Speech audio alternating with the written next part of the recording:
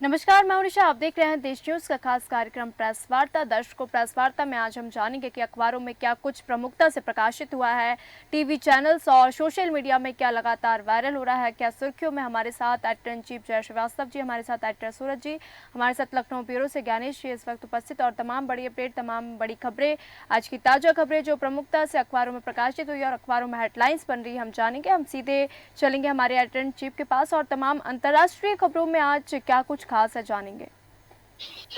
देखिए, अंतर्राष्ट्रीय स्तर पे जो सबसे बड़ी खबर है वो ईवी पर है या इलेक्ट्रॉनिक व्हीकल पर है। इलेक्ट्रॉनिक व्हीकल को हाईजेक करने के जो सिस्टम है वो डेवलप किया है चीन ने। चीन ने जो अमेरिका में ईवी के निर्माण किया है, उसमें इस प्रकार का सॉफ्टवेयर उस व्हीकल में डाल दिया गया है जिसे हैक करके आपस में टकराया जा सकता है, या कि कहीं पर भी जो है व्यस्ततम जो एरिया है उसमें जाम किया जा सकता है। ये बहुत बड़ी खबर है। एक इस पे अगर पूरी दुनिया ने अलर्ट नहीं अपने आप को किया तो निश्चित रूप से कभी भी जो है बड़ी दुर्घटना घट सकती है। बिल्कुल। क्योंकि ईवी का जो प्रयोग है ये बड़े पॉलिटिशियंस है, ब्यूरोक्रेट्स है, साथ में बड़े उद्योगपति भी करने लगे हैं। ऐसी स्थिति में यदि उसे हैक किया जा सकता है तो कभी अपहरण भी किया जा सकता है, उनकी हत्या हो सकती है, या उनको आसानी से दुर्घटनाग्रस्त कराया जा सकता है। ये जानकारी मैं देना चाहूंगा। ईवी में जी। जो सॉफ्टवेयर है उसके माध्यम से इनमें बैठे बैठे ही हैकर्स के द्वारा सारे ईवी को हैक करके आपस में टकरा कर कुछ भी एक बड़ी दुर्घटना का जो है अंजाम दिया दे सकते हैं। इसका मतलब ये है कि जो ड्राइवर है उसके कंट्रोल में वो गाड़ी नहीं रहती है। जी। तो ये एक बड़ी खबर है, और विशेष करके अमेरिका के लिए जो है ये बहुत शोचनीय बात है कि जो ये सॉफ्टवेयर के इंस्टॉलमेंट करने के बाद जो ईवी डिस्ट्रीब्यूट किया गया है अमेरिका में, वो निश्चित रूप से जो है अमेरिका के लिए बड़ी मुसीबत बनने वाला है। अमेरिका ने भी इस पे जानकारी दी है कि अगर इस प्रकार की कोई सॉफ्टवेयर उसमें लगाया गया है तो निश्चित रूप से हम उसमें जांच करेंगे, और जांच करके फिलहाल जो भी प्रिकॉशन लेना चाहिए वो लेंगे। जी। इसके अलावा एक खबर है, जो पुतिन 5वीं बार राष्ट्रपति बने हैं।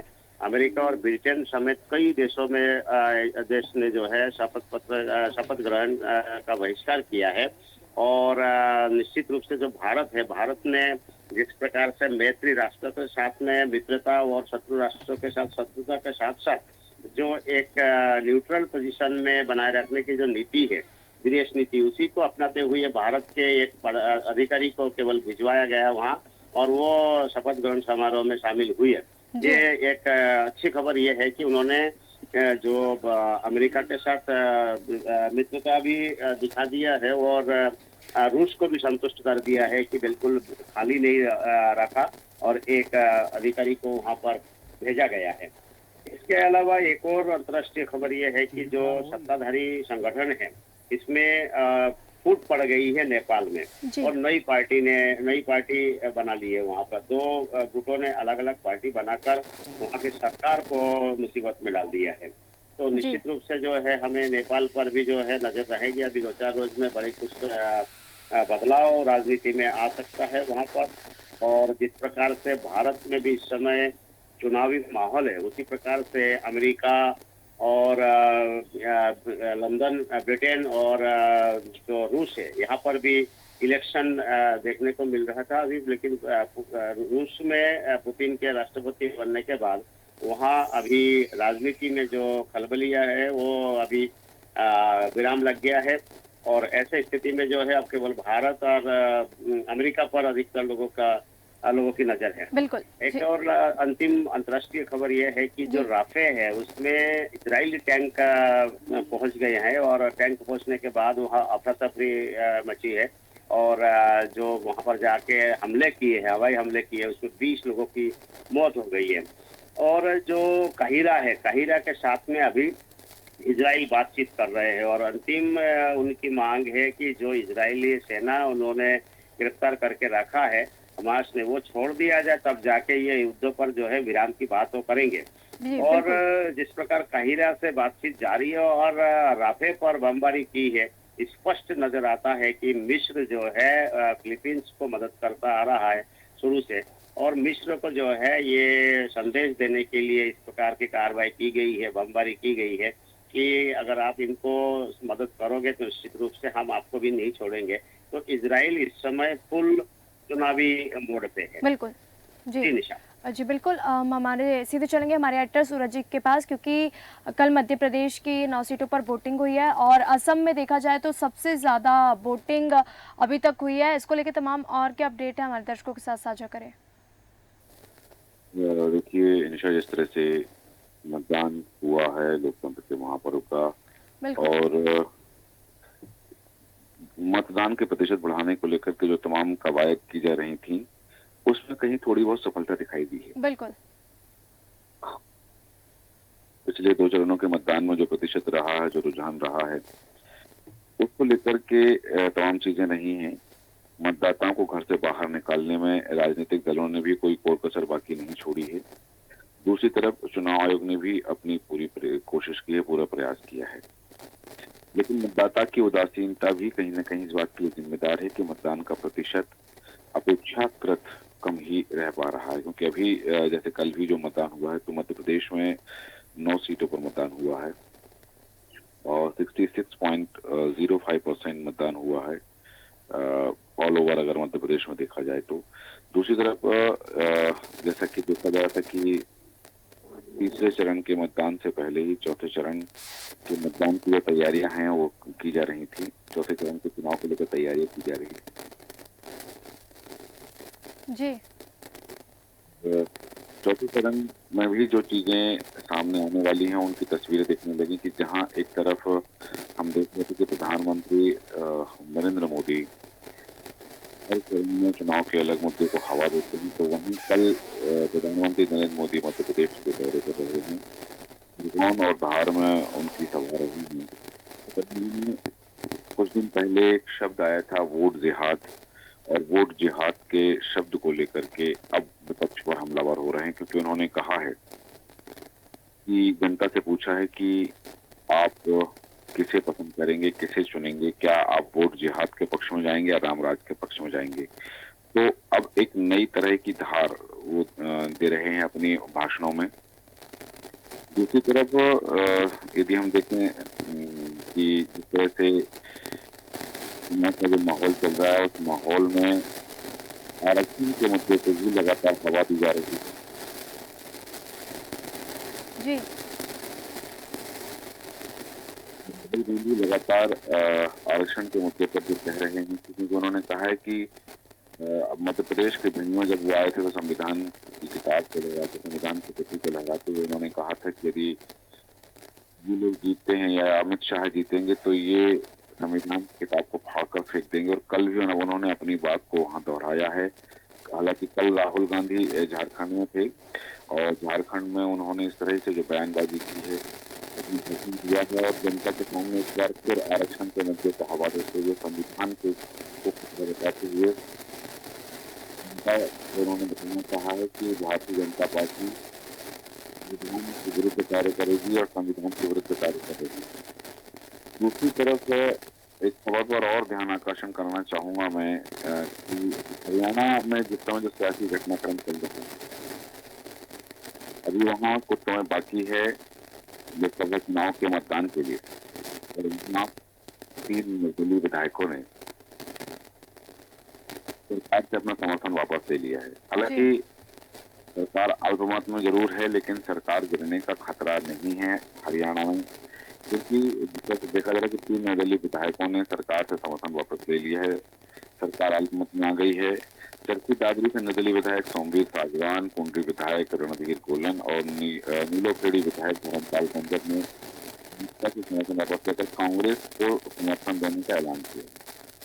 हालांकि विधायकों ने राज्यपाल को समर्थन वापसी का पत्र भेज दिया है। वहाँ हरियाणा में देखा जाए तो 45 विधायक चाहिए होते हैं बहुमत के लिए, और भारतीय जनता पार्टी के पास अब 43 विधायक हैं, क्योंकि 88 सदस्य की विधानसभा है यह। तो ऐसी स्थिति में सरकार अल्पमत में जरूर आ गई है, लेकिन अब ये देखना होगा कि इसके बाद में और क्या सियासी घटनाक्रम वहाँ चलता है, क्योंकि लोकसभा चुनाव से पहले इस तरह का जो घटनाक्रम है, वो घटनाक्रम लोकसभा चुनाव पर भी असर डालेगा। बिल्कुल। दूसरी तरफ यदि हम देखें कि जिस तरह से ये तमाम घटनाक्रम चल भी रहे हैं कि हम देख रहे हैं कि कई राज्यों में जो प्रत्याशी हैं, उन प्रत्याशियों का टिकट वापस करना चुनाव मैदान से जी जी। जाना भी उनके लिए जो है कहीं ना कहीं राजनीतिक दलों के माथे पर चिंता की लकीरों को उभार देता है कि प्रत्याशी जो है वो टिकट वापस कर देते हैं या अपने नामांकन में गलत उल्लेख कर देते हैं, जी। जिस कारण से उनका नामांकन रद्द हो जाता है। बिल्कुल। इस चुनाव में इस तरह की तस्वीरें जो सामने आ रही हैं, वो साफ बता रहा है कि जिस तरह से चुनाव का माहौल बना हुआ है, जिस तरह से चुनाव का वातावरण बना हुआ है, उस वातावरण को लेकर के ये तमाम चीजें सामने आ रही हैं। बिल्कुल जी। जी बिल्कुल, हमारे साथ ज्ञानेश जी उत्तर प्रदेश लखनऊ से हैं। ज्ञानेश जी, उत्तर प्रदेश की तमाम बड़ी अपडेट, बड़ी खबरें हमारे दर्शकों के साथ साझा करें, क्योंकि कल यूपी में 10 सीटों पर कल चुनाव हुआ है। जी। मैं बताना चाहूंगा कि उत्तर प्रदेश में कल जो है अगर देखें तो सबसे कम मतदान हुआ है अभी तक। अगर हम बात करें तो जो तीसरे चरण में चुनाव हुआ है वो दोनों चरणों से कम हुआ है। आपको बता दूं कि संभल सबसे आगे रहा है, वहीं सबसे पीछे अगर बात करें तो आगरा सबसे पीछे वहां पर वोटिंग हुई है। तो कहीं न कहीं निर्वाचन विभाग के नवदीप रेणवा मुख्य निर्वाचन अधिकारी लगातार कह रहे थे कि ये बढ़ाने का काम करें, लेकिन कहीं न कहीं उनको सफलता नहीं मिल पा रही। हम बात करेंगे निशा की उत्तर प्रदेश में लगातार जो है इस बार बड़ी खबर है कि मायावती के जो आकाश आनंद है, उनको कल मायावती ने पार्टी से बाहर कर दिया है। उन्होंने कहा है कि अपने ट्वीट अकाउंट से उन्होंने ट्वीट किया है, हाँ मैच्योर नहीं, उन्होंने कहा नेशनल कोऑर्डिनेटर के पद से हटा रहे हैं हम इनको, क्योंकि आकाश आनंद अभी अपरिपक्व है और बीएसपी में सभी पदों से आकाश आनंद को हटाया है। उन्होंने कहा है कि अब वो मायावती के वारिस भी नहीं रहेंगे।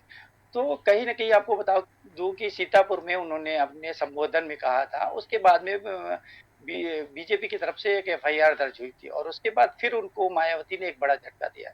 वहीं हम बात करेंगे रायबरेली की। रायबरेली में प्रियंका गांधी ने संबोधन में कहा है कि लोकतंत्र बचाने की लड़ाई में रायबरेली देगा सबसे मजबूत योगदान। कहीं न कहीं रायबरेली के लोगों ने हमें ऐतिहासिक जिम्मेदारी दी है, उसी से प्रेरणा लेकर आज हम पूरे देश में न्याय की लड़ाई लड़ रहे हैं।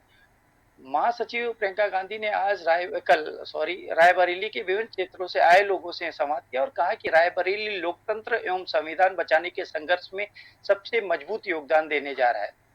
अलग-अलग जगहों में आए लोगों ने गांधी परिवार के सेवा व समर्पण को याद करते हुए राहुल गांधी जी को भी भारी मतों से जिताने का संकल्प लिया। वहीं आपको बता दूं कि प्रवक्ता अंशु अवस्थी ने कहा है कि अमेठी के लिए कि स्मृति ईरानी एक काम बता दी कि उन्होंने अपने कार्यकाल में अगर एक भी काम किया है तो वो बता दें।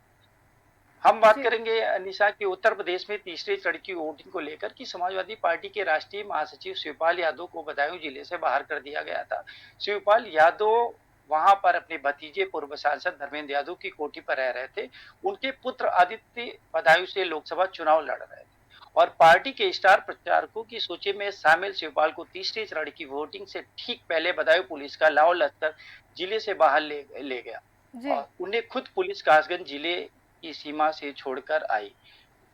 हम बात करेंगे कि एक कानपुर की घटना को लेकर कि कानपुर में क्रूरता की हदें इस तरीके से पार की गई हैं कि कानपुर पे ऑनलाइन के गेम खेलने के लिए 20,000 रुपए देने के बदले 50,000 की वसूली के मामले में अब पीड़ित ने आरोपियों की क्रूरता की पूरी कहानी सुनाई है। उसने कहा है कि हमारे साथ में इन लोगों ने पैसे वसूलने के चक्कर में हमारे साथ में हैवानियत किया है। यूपी के कानपुर शहर में एक छात्र ने पिटाई का जो सोशल मीडिया पर वीडियो वायरल हुआ था, जिसमें कुछ युवक ने अपने पैसों की वसूली के लिए छात्र को बुरी तरह पीटते मारते नजर आए थे और आरोपियों को जब इससे भी मन नहीं भरा तो उन्होंने नाबालिग छात्र के प्राइवेट पार्टी में ईंट बांधकर जबरदस्ती उसका वीडियो बनाया और अब पुलिस द्वारा आरोपियों को पकड़ने के बाद पुलिस छात्र ने खुद के ऊपर हुई क्रूरता की कहानी सुनाई है। कानपुर के काकादेव पुलिस थाने में पीड़ित ने बताया कि आरोपियों के चंगुल में बीते 6 दिन उसके लिए किसी नर्क से कम नहीं था। उसे लग रहा था कि वो जिंदा नहीं बचेगा। युवक एयरफोर्स में भर्ती की तैयारी के लिए कानपुर आया था और किराए के कमरे में रहता था। तो इस तरीके से घटना कानपुर की है, जिस पे पुलिस ने आरोपियों को पकड़कर अब सख्त से सख्त कार्रवाई करेगा। जी। वहीं हम बता दें कि आज हरदोई में जो है दिग्गजों को जमावड़ा होगा। वो गृह मंत्री अमित शाह हरदोई के CSN डिग्री कॉलेज ग्राउंड में लोकसभा के प्रत्याशी जयप्रकाश रावत और अशोक रावत दोनों के समर्थन में विशाल जनसभा को संबोधित करेंगे। वहीं पूर्व मुख्यमंत्री अखिलेश यादव भी हरदोई के साड़ी में 12 बजे के करीब विशाल जनसभा को संबोधित करेंगे। वहीं दूसरी जनसभा हरदोई के संडीला में भी अखिलेश यादव जनसभा को संबोधित करेंगे। जी। आपको बता दूं कि उसी कड़ी में जो बीएसपी सुप्रीमो मायावती वो भी हरदोई में आज रहेंगी और नरपत सिंह कॉलेज में 1 बजे के करीब विशाल जनसभा को संबोधित करेंगे। 13 मई को होने वाला है, दोनों लोकसभा सीट पर मतदान होना है। तो अब हम बात करेंगे कि योगी आदित्यनाथ का आज का जो कार्यक्रम है वो कानपुर, एटा, शाहजहांपुर और सीएम रेलवे स्टेशन के पास मैदान में जनसभा को संबोधित करेंगे। उसके जी। बाद में 2:25 पर DAVP इंटर कॉलेज एटा में अपनी संबोधन करेंगे और 3:50 पर रामलीला मैदान शाहजहांपुर में वो अपनी जनसभा करेंगे। जी। वहीं हम बात करेंगे निशा की जो शाहजहांपुर में अखिलेश यादव के साथ साथ में जनसभा करेंगे और सुबह 11 बजे पहली जनसभा वो अखिलेश यादव वहां पर करेंगे। जी। अब हम बात करेंगे कि अयोध्या में केरल के राज्यपाल जो है आज वो दौरा करेंगे, रामलला के दर्शन करेंगे और राज्यपाल आरिफ मोहम्मद सुबह 11 बजे वाल्मीकि एयरपोर्ट अयोध्या पहुंचेंगे, फिर रामलला के दर्शन करेंगे। जी। फतेहपुर में एक घटना हुई है, जर्जर तार से हुए शॉर्ट सर्किट के कारण आग लग गई और जंगल में लगी आग ने भयंकर रूप ले लिया है। पेट्रोल पंप कर्मियों ने आग बुझाने का प्रयास किया और देर रात मौके पर पहुंचकर फायर ब्रिगेड ने आग बुझाई। जी। ये जी। पूरा मामला हुसैनगंज थाना क्षेत्र के बेरी गीड़ा के पास की घटना बताई जा रही है। जी ज्ञानेश जी। वहीं हम बात करेंगे कि हापुड़ की एक घटना है, जो मजदूरी के पैसे मांगने को लेकर 2 पक्षों में मारपीट हुई और मारपीट के दौरान पत्थरबाजी भी हुई।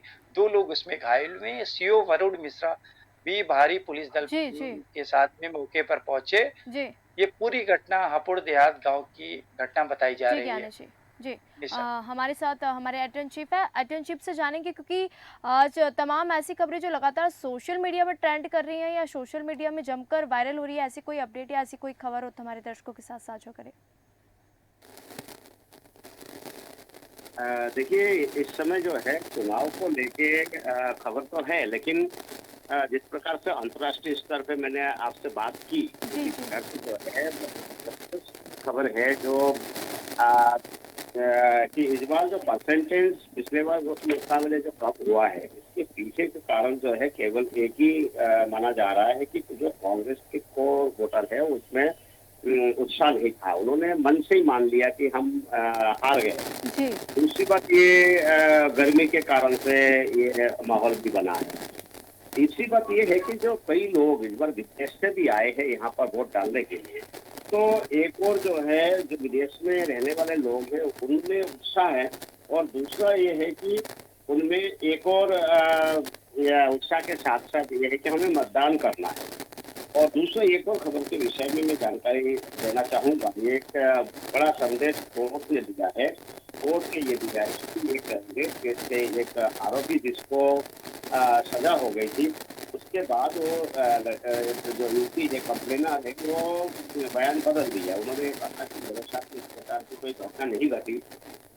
इस बीच जो 5 साल तक जेल में रहा, तो कोर्ट ने जो निर्णय दिया है कि 5 साल जेल में रहा उतने ही दिन आपको भी जेल में रहना है। और उस लड़के को 5,88,000 रुपया जो है हर्जाना भी देने के लिए आदेशित किया। जी। जी।